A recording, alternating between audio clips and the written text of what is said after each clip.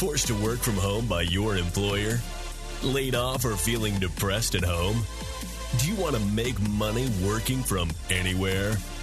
We'll show you how to do it from your couch. It's time for another episode of the Work From Home Show. Coming to you from their homes in Austin, Texas and Tampa, Florida, here are your hosts, Adam and Naresh. Welcome to another episode of the Work From Home Show. This is your host, Adam Schrader, along with Naresh Vissa. Welcome to all our homies, homeboys, homegirls, home trans, all the work from homers out there. We are once again joined by Stephen G. Post. Dr. Post is the professor of Preventive Medicine and the founding director of the Center for Medical Humanities, Compassionate Care, and Bioethics at Stony Brook University. He's also the founder and director of the Institute for Research on Unlimited Love.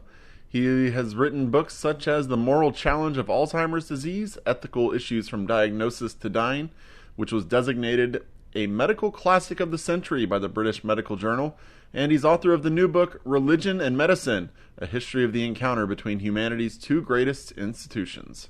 One of your papers, you cite reports where volunteering lowers levels of inflammation and cholesterol, lowers BMI, body mass index, and even those with mental health issues like depression and schizophrenia, they are helped by volunteering.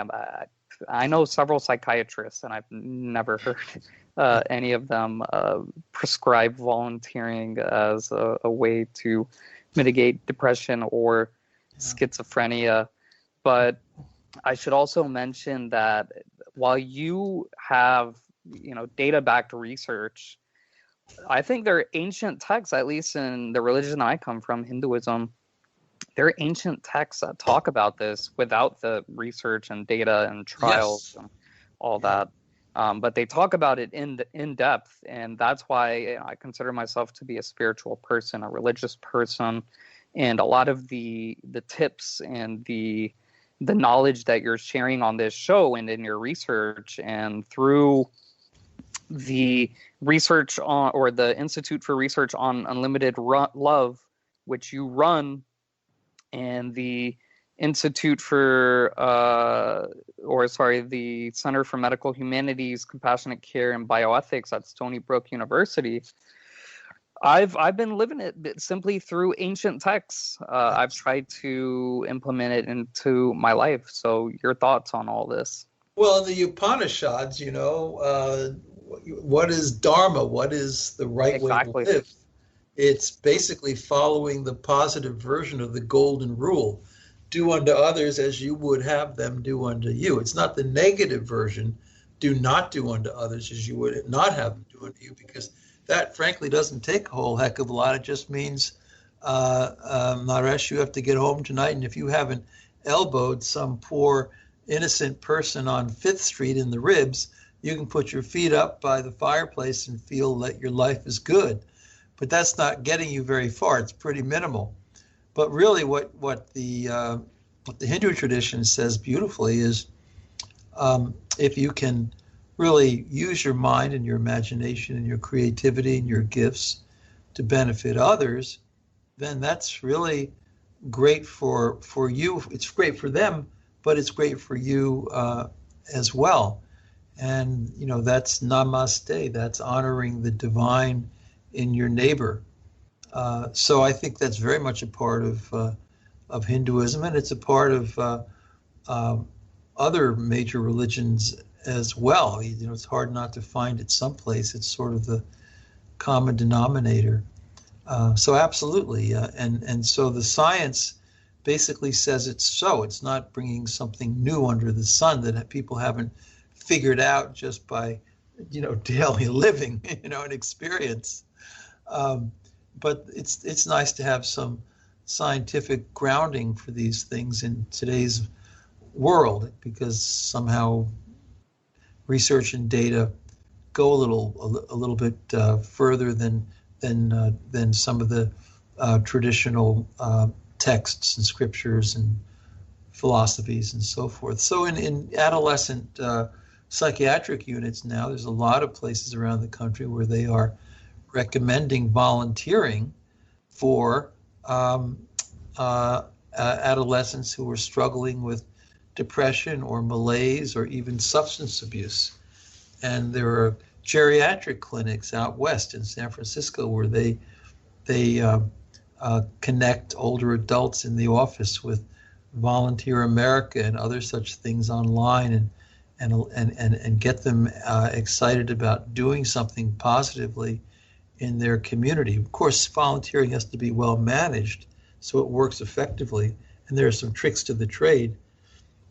But absolutely, it's catching on. People understand it, and it's certainly it's at the core of AA and Mended Hearts and lots of volunteer associations. The Alzheimer's Association, when you go to a Wednesday night support group, you may be getting some support if you're sitting there in a circle with 10 others, but you're also 90% of the time probably giving support. So it's better to be, it's been proven that it is more blessed to give than to receive, to quote something from the book of Acts. Is there more a connection between religion and medicine than scientists debunk? Yeah, absolutely. So that book that you just mentioned is actually written by Jeff Levin, who's an epidemiologist and very broadly regarded thinker in the dialogue between religion and health. He happens to be at Baylor, both the College of Medicine and the university in Waco. I wrote the foreword to that book. I couldn't put it down about 2 years ago.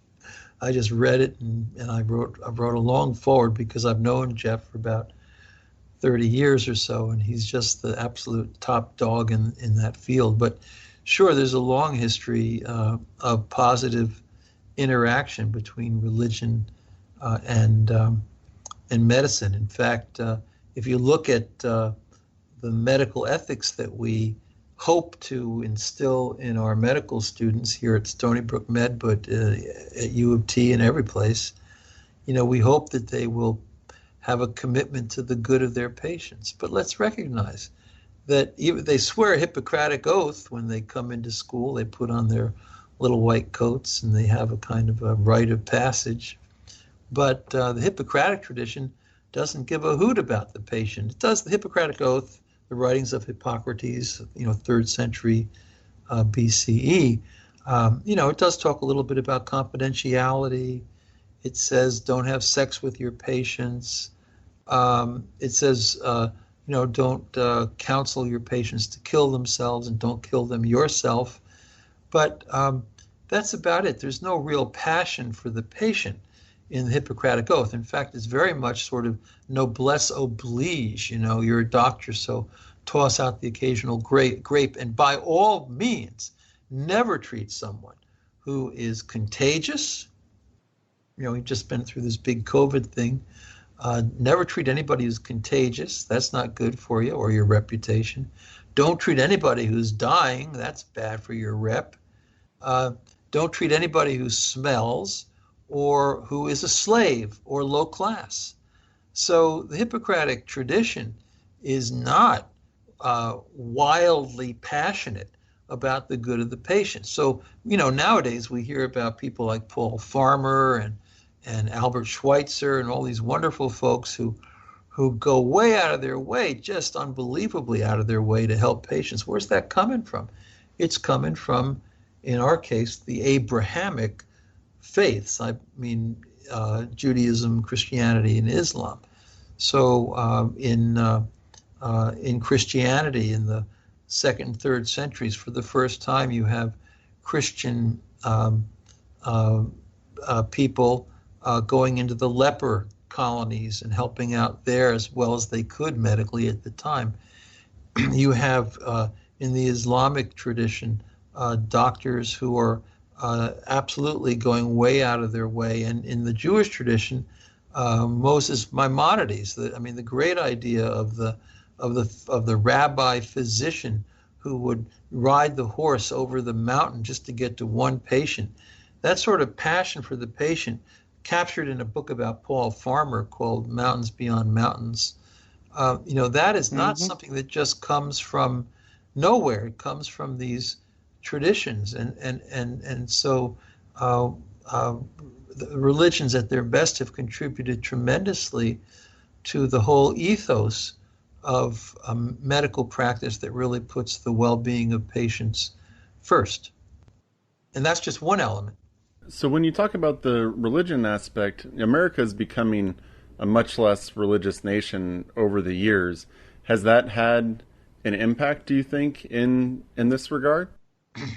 Well, it's an interesting question. I think that religion as a structure, as a set of doctrines and dogmas, it can be very spiritual for people and very meaningful. And I'm the last person who is going to suggest that going to a weekly service is a bad idea. It's actually a pretty good idea.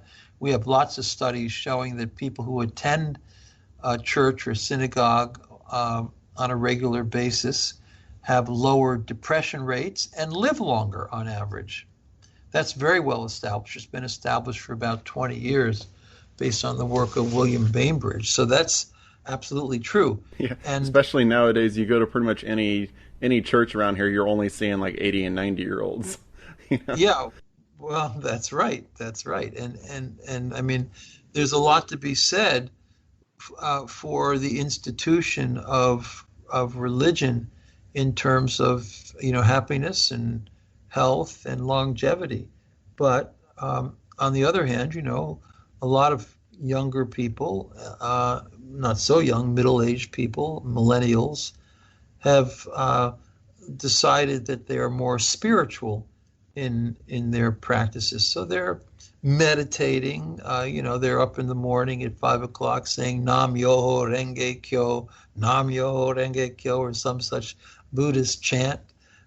They are doing these remarkable Zen Buddhist meditations, the so-called loving meditations, focusing their minds on the people around them, and then expanding the circle wider and wider.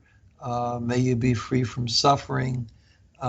May you be free from want. May you be kind. May you know love and kindness and so forth. So that meditational approach is important to a lot of people, and that's studied now. So it's not often structured in the way that religion is as an organization, but it's still very helpful to people because it relieves stress. So I cope with it. I get up in the morning. I'm up about 4 or 5 o'clock every morning, have been since I was about 15, and I meditate for a while. Meditation is listening to meditation is, as the Buddhists say, emptying your mind, your monkey mind, all the thoughts that are just running around your brain in its default modality, and figuring out how to slow that down, how to slow the mind, and just listen to this inner source, and even hear it in the chimes that are maybe blowing in the wind outside the window. So that's meditation. That's listening to the ultimate being, to the supreme, to the ultimate reality, to God, if you wish. But then praying is talking, praying is speaking. But you don't want to just be speaking and talking. And so someone like His Holiness the Dalai Lama does a lot of meditating, but he does a lot of praying too. So he balances them. And I think many Christians do that. If you really look at the history of Christianity in the medieval period, there are all kinds of contemplative traditions. St. Francis of Assisi and many others representing that tradition. So it's a matter of listening, of slowing down, of breathing deeply, of emptying the mind, of relaxation, of visualizing, and so forth. But it's also then a matter of, in that oneness with a kind of infinite mind of love, being able to speak meaningfully, not just parroting out some learned recitation, but actually being connected in heart and soul and being with ultimate reality, the source of all that is within us, as well as underlying the universe, and then you're in pretty good shape. You should be able to get through the day, although you still might get frustrated because some guy in front of you slows down at a yellow light and you fall full-breasted on your horn and scream an expletive, but hopefully that won't happen. We have Dr. Stephen G. Post. He's the founder and director of the Institute for Research on Unlimited Love. Dr. Post, sticking to the topic of religion and medicine, I just have to ask you for your thoughts on the controversial doctor who the media has seen, social media, mainstream media out of Houston. I'm sure you saw her talking about really implementing her religion with the practicing of medicine. She really added a religious twist to treating virus patients and also treating other types of patients. Are you familiar with that? And what are your thoughts? Well, I think I am, but tell me in 10 seconds or less the specifics. Yeah, so this was she is a doctor from Africa. Okay. And she's I believe she's heavily Christian, but she also has some deep African traditions when it comes to treating patients. And look, I'm very open-minded when it comes to many different areas of life, because even in my culture, we have some traditions and customs that we do that people in this country or people in the West would be like, what? They're praying to a tree? Like, what are they doing? So that's why I'm curious to hear your thoughts, because the media has absolutely vilified her. Yeah, I heard her. She was she in Washington at some point with some other doctors? Okay. Yep. I know who she is. I thank you for bringing that to my memory. I did watch that. I think I watched it online. But well, first of all, I got to tell you that I believe in evidence-based medicine, and I have never seen such complete rejection of evidence-based medicine as I have in recent months due to the extreme polarized political situation that we live in. I'll just say that. I mean, I worked at Henry Ford Hospital in Detroit in 1983 and 84. I was a postdoc at the University of Michigan. I know all those people who were doing that 6-month research project with hydrochloroquine. And if you do it early on, there's a study that came out yesterday from France in a very fine Journal of Infectious Disease, saying, you can help prevent symptoms with this. And so, then on the other hand, as soon as this idea started to come out, Lancet, which is a very highly regarded journal, published a really bad study with this, obviously well-approved drug for 60 years being used in people who were really in the ICU and pretty advanced. And of course, no one would expect it to have any impact then. And so they actually retracted that study. But the politicalization of all this has been very, very counterproductive. So as far as that woman you're talking about, look, I think when people are ill and they're trying to get better, there's something to be said for love, medicine, and miracles. And the shamanist spiritual traditions are very powerful.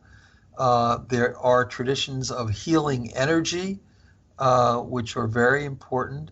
In other words, they're assuming that there is an energy underlying the universe and very much available to us if we know how to connect with it, that is healing. And that brings us a sense of security, a sense of well-being, that allows us to calm down, not be quite so frightened of an illness, and that in turn strengthens our immune system. When our when we're stressed out, I mean, if you have protracted stress, I mean, stress is good when you're running away from a snake. I think you got some snakes around Austin, right? Do you? A little farther outside, yeah. We got some, but not we got too many. Florida. You got, it's not like Loma Linda, California, then, where you got snakes coming out everywhere.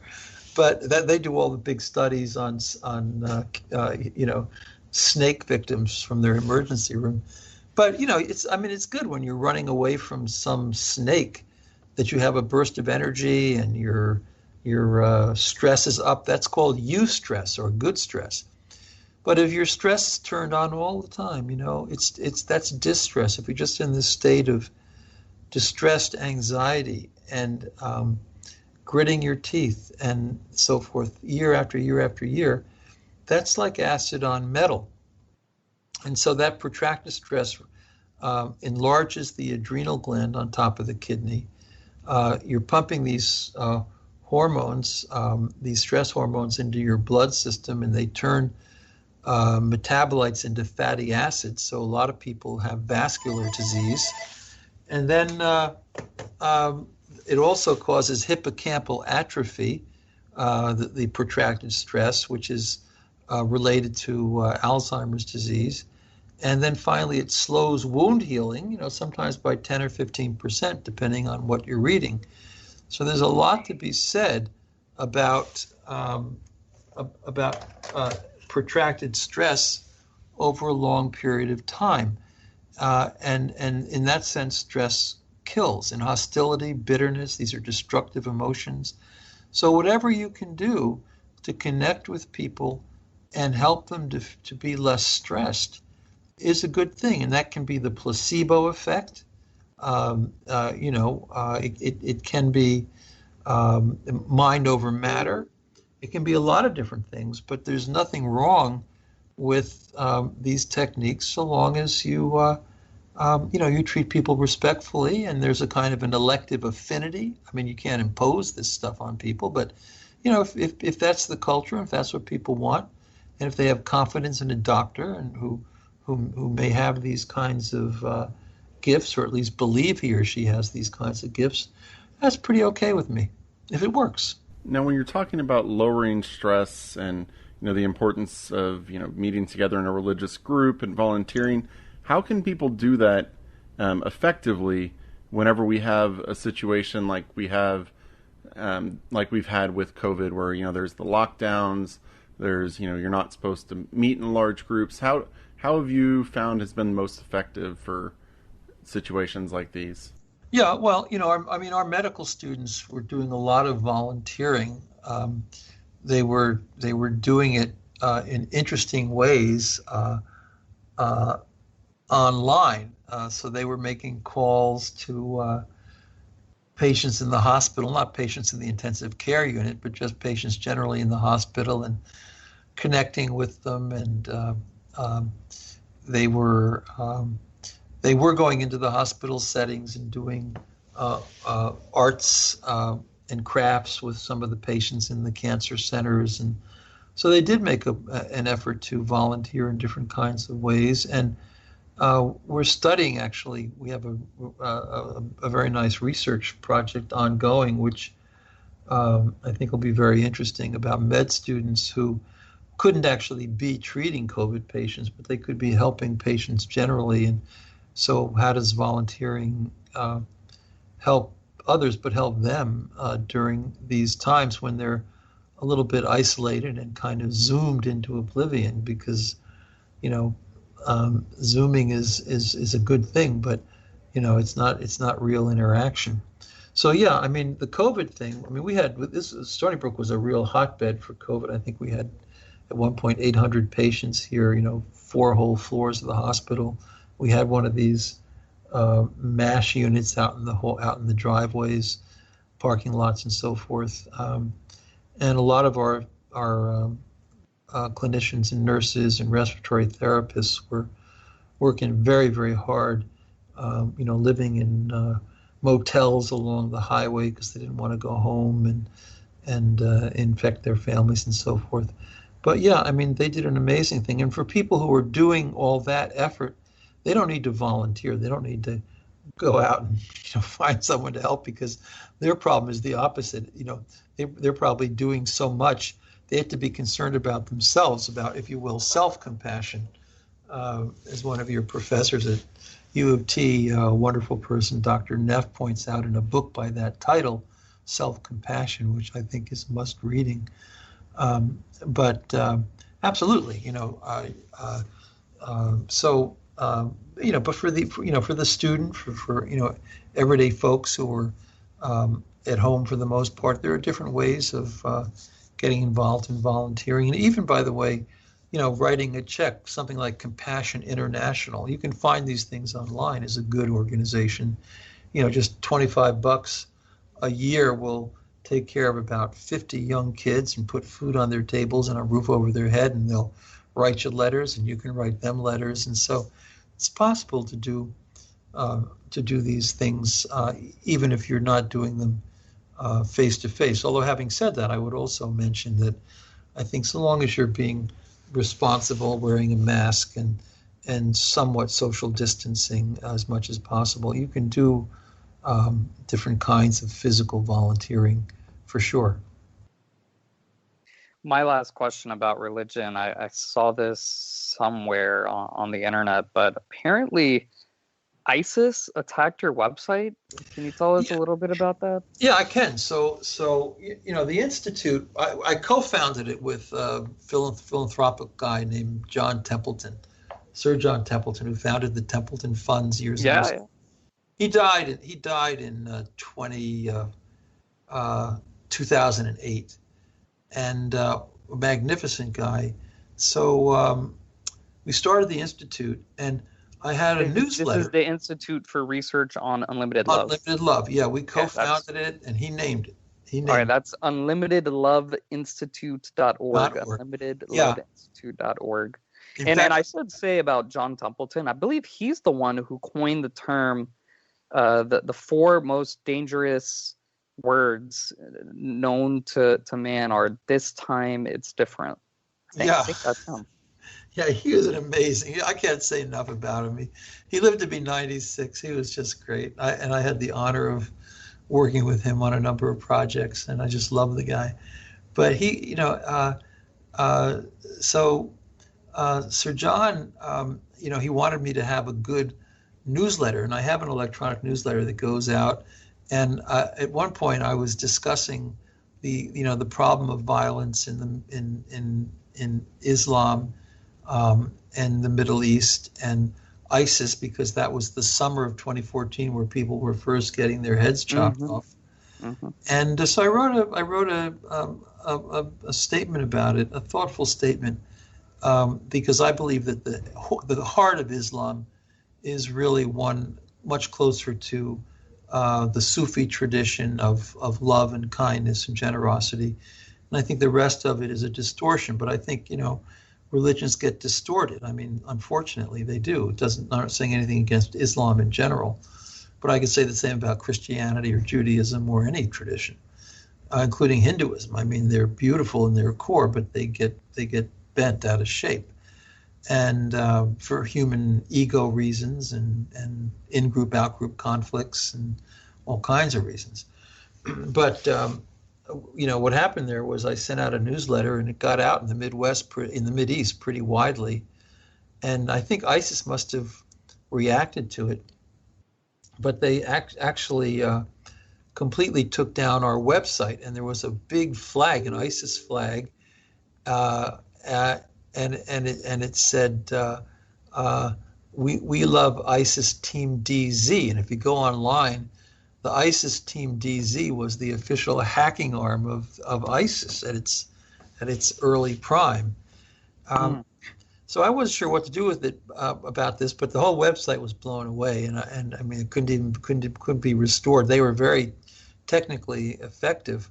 So I talked with my board of trustees. Most of them are in a place called Chagrin Falls, Ohio, because I spent 20 years at Cleveland and love Chagrin Falls and Shaker Heights and all these areas. And so we talked about it, and instead of reacting, we responded thoughtfully. We started an international essay contest asking young people, 11, 12, 13, 14, 15, 16, 17, 18 different age groups to write reflective, personal, kind of existential, like real life essays about how they pushed back against peer pressure to hate other people who just simply didn't share their particular religious beliefs.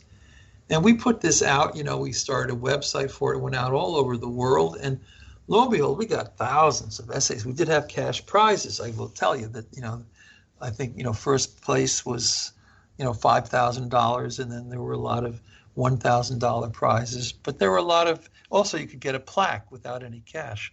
We got so many of these things. And then we reviewed them carefully. We got a big international panel of folks, some of whom you would be well aware of. And I'm not sure if you got that letter that I received on August 1st from the Dalai Lama. Did you get that? Did I send that to you? Yeah, no, I don't think I got it. Yeah, I got a letter from the Dalai Lama on August 1st just recently, just saying that he loved my book, God and Love on Route 80, which is the most recent one. It's about synchronicity. And he said, God and Love on Route 80 is a book that can benefit humanity. And he doesn't say this stuff, so I don't know him. I've never gotten anything from him. But the fact that he could send me that is really nice. And it's something I'm keeping on my wall in a nice gold frame. But God and Love on Route 80, The Hidden Mystery of Human Connectedness is the latest book with a foreword by Larry Dossey, who wrote the book One Mind and Premonition, and it's all about the sort of spirituality of the mind. But in getting back to ISIS, so we had this essay contest, and what happened was, at the time I was co-chairing the UN Population Fund project on spirituality and sustainability.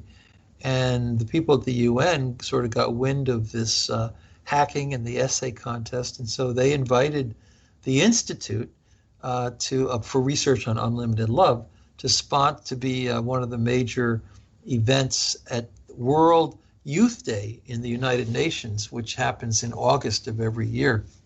So believe it or not, we filled the entire UN headquarters with young people in all these different age groups from all over the US and from all over the world. And they read their essays. Some of them were more poetic, and so they read them poetically. Some of them even did rap versions. There were some people who did country and western versions from Houston, But it was all about how they were able to push back against peer pressure to hate others just because they didn't share their beliefs. And so that was a great success, got in all the papers. And it's a good example of how I live my life, which is when, something hits the fan, when things aren't looking so good, you got a bad event, ISIS brings down your website. I did talk to the FBI about it briefly, by the way. They said not to worry. I wasn't worrying about it. I wasn't losing any sleep. But you have to take a negative event, and it's like a Jackson Pollock painting where he throws a bunch of yucky paint on the floor in the middle of a canvas, and it looks like hell. But as he covers it over with beautiful, energetic colors and paints and lines, suddenly it comes to look beautiful. So life always has to be an expanding canvas, and that's what it is to be a person of hope and creativity and kindness. You just have to expand the canvas and bring beauty where some people didn't think there ever could have been beauty. So the worst thing that might have happened to you, is a bad thing, admittedly. I'm not trying to be Pollyannish, but you have to realize there's actually a passage in Scripture that I like. I do read the Bible,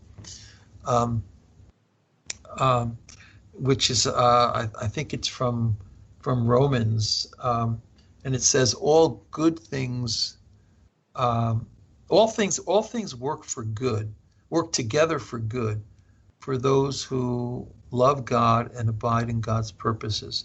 So if you sincerely are trying to connect with this source of being, call it whatever you want. It doesn't matter to me too much. But if you're trying in your spiritual practice to connect, and if you go about the day trying spread love and peace and kindness. Bad things are going to happen to you. Bad things. I wrote a book called Why Good Things Happen to Good People, which was a bestseller. That was like 2007. But of course, bad things happen to everybody, including good people. But what you really want to do is you want to take those bad situations, and through the way you navigate them and develop them, you want to turn them into things that are beautiful. And that's what it is. So the future always belongs to those who believe in the beauty of their dreams. Wow, that's quite a story about ISIS, and Yeah. you definitely showed your compassion in not towards them, but in that situation. I know most people would have reacted differently. Yeah. Well, there are a lot of young people at the time in ISIS, and they were influenced. They had negative role models. They were not being taught, the beautiful form of Islam that they deserved to learn, and so they got caught up in this. And you can't hate them for it. You can't hate them for it, but you just have to try to be helpful. And this was to be helpful, to try to prevent other young people, there were people from all over the world, from falling into that trap. Yeah, and you brought up earlier, in these times, you can donate money. It's harder to get together in a gathering or in a large group. But does giving money have the same benefits as face-to-face helping? Yeah, well, not the same, not exactly the same. So that's a heck of a good question. People do ask that, and rightly so. So there's a guy at the NIH named Jorge Moll who studied this, and basically what he did was he brought people from the street into his laboratory, and he would hook them up to a PET scan. That's like a bathing cap with these little electrodes on it. And he would give them a menu of items that they could contribute to. I mean, like financially, okay? The Alzheimer's Association, your local church or synagogue, your school, your, whatever it might be, your yacht club, who knows? And when they checked a box next to the line item that interested them, what happened was that a part of the brain lit up, and it's called, please don't write this down, the mesolimbic pathway. And it's a part of the brain, the emotional part of the brain, kind of deep down, that's associated with feelings of joy and exhilaration and happiness. And it also doles out a little bit of the happiness chemical, like dopamine, for example. And some other things as well. So there's a lot that goes on there, and sometimes people call it the helper's high. So they do get that sort of experience when they're not, in fact, physically face-to-face, doing something for someone, but they're just, writing a meaningful check. And I think meaning is the key thing. If they find what they're doing to be meaningful, and they have an affinity for the group that they're contributing to, yeah, it can have a benefit. Now, how significant is it? Well, people have done some other studies. Folks feel more gratified with life. They have more of a sense of purpose. They claim to be more resilient. So it's its own thing, because it's if you will, one step removed from actually going out there to help in a hospice or a food kitchen or something, but it's got its benefits. And I think if you can debrief over these things, if you're online, and a lot of people are online right now, or they're Zooming. I mean, managing volunteering is like, we have 1,400 to 1,500 volunteers in our hospital here at Stony Brook, and how you manage them is really important. So we give them a choice. They can volunteer in whatever part of the hospital they want, whatever department, whatever thing they would be interested in. So they have that kind of affinity. And then they can do things, hopefully, that they feel capable of doing. So they're not just spinning their wheels, although sometimes they like to do things they've never done just because it's a break.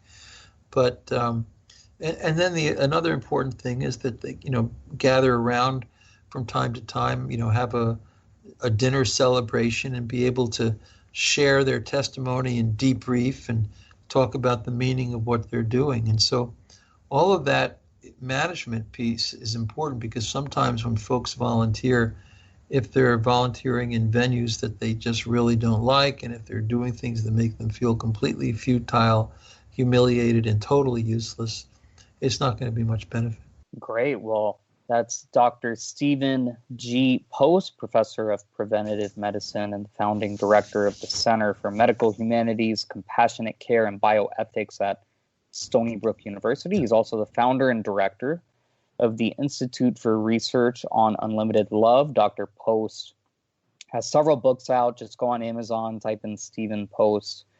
Stephen G. Post. You'll get God and Love on Route 80, about how I ran away when I was 17 on Route 80, went all the way out west and fulfilled a dream. Wow. Yeah, Stephen G. Post. So check out Amazon for all of his great books. The website is stephengpost.com, and also, as we brought up earlier, unlimitedloveinstitute.org, unlimitedloveinstitute.org if you're more interested in the Institute for Research on Unlimited Love. Stephen G. Post, doctor, any final thoughts you want to share with our listeners, or anything you want to promote? Well,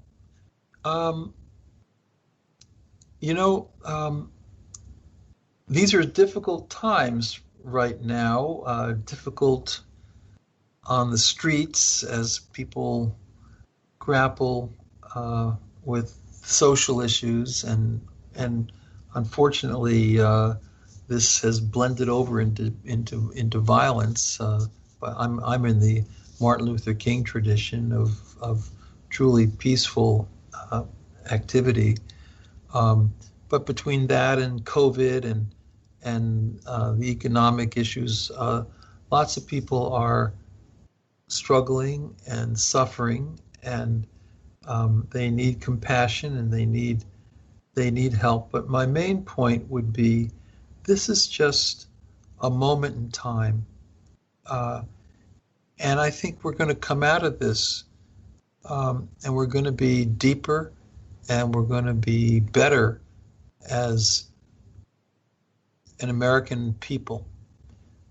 So sometimes you have to go through the valley, through the valley of the shadow of death. But let me tell you, the important word there, you know what it is? Through. Okay, you're going through the valley. You're getting through you're not staying there. You're not there forever. You're going through the valley. So right now we are going through a few valleys, kind of compacted one upon the other, but we're going through the valley. We're not going to stay here. We're going to go through the valley, and we're going to come out on the other side of the valley, and we're going to be blessed. Yeah, that's a really, really good message. And, going back to Sir John Templeton, I've actually been using that phrase a lot this year, because talking about going through the valley, people, I hear them constantly say, oh, this time it's different. This pandemic is different. This recession is different. This situation is different. This is, and I've constantly been thinking about what Sir John Templeton said. He meant it from an investment perspective, but he also meant it from a life perspective, that those four words are very dangerous and almost 100% wrong, inaccurate. Every time you say that, oh, this time it's different because of the pandemic. Even debating the election with people, people say, oh, this time is different. We're in a global pandemic. And when it comes to investments, when it comes to a lot of different areas of life, I think back, Sir John Templeton said, no, it's actually not. It's actually not. There's nothing new under the sun, to quote Ecclesiastes, and we're going through this valley, and it's not a unique valley. I mean, you go back to 1918, people were wearing face masks, and even in 1957, when they had an epidemic in the U.S., people were dying. I was alive then, I was a little kid, But, you didn't hear about it much. They didn't have intensive care units, and so there was no stress on the health system. They just had these infirmaries. And, I know a guy who was playing basketball back then for Providence College. He's still alive, and he got that virus, and he wound up spending a week on a cot, and then he got up and he went out and played basketball. So which virus was this and what year? This was 1957. That was another epidemic. It was what was the name of it? I can't even remember. The H1N1 or something. But he was, basically the reason why this has been such a complex situation is that we have intensive care units now, and so people, they get intubated, they get sedated, intubated, they're put on a respirator, and that can be okay if you can get people off and if they can have a decent quality of life. But before we had all this medical technology, you go to Houston, you look up in the sky and you see all these shining windows in all the hospitals. Those are intensive care units. But when medicine was a little simpler, these epidemics didn't overburden the system at all. I mean, you heard that somebody's Uncle Joe died down the block, and it was sad, but you basically went on with your life. So I think the reason that this has been so complicated is that the medical expertise and technology is so much greater than ever before, and there's this assumption that everybody should have it, even globally. And I'll just say that I last 5-6 months, I've encountered quite a few people who were never going to get off those vents, and it was a bad decision to put them on the vents to begin with. So the vents can be good, but they can also be a burden, especially if you're 85, 86, 87 years old.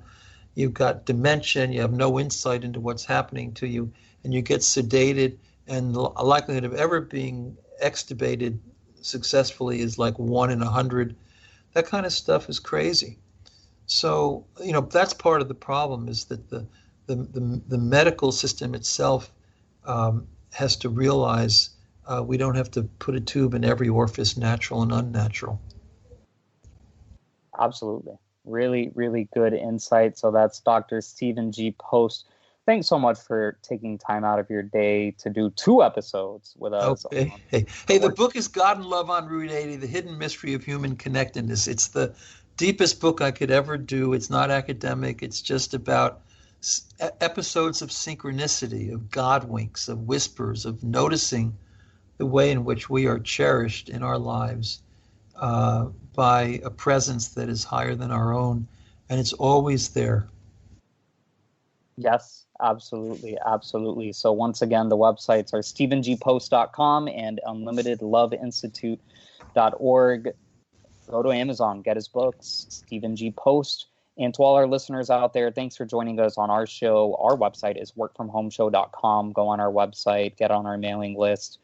We're giving away all sorts of freebies. If you have any questions for us about this episode or anything else at all, hello@workfromhomeshow.com. Email us at hello@workfromhomeshow.com. And until next time, keep on working from home.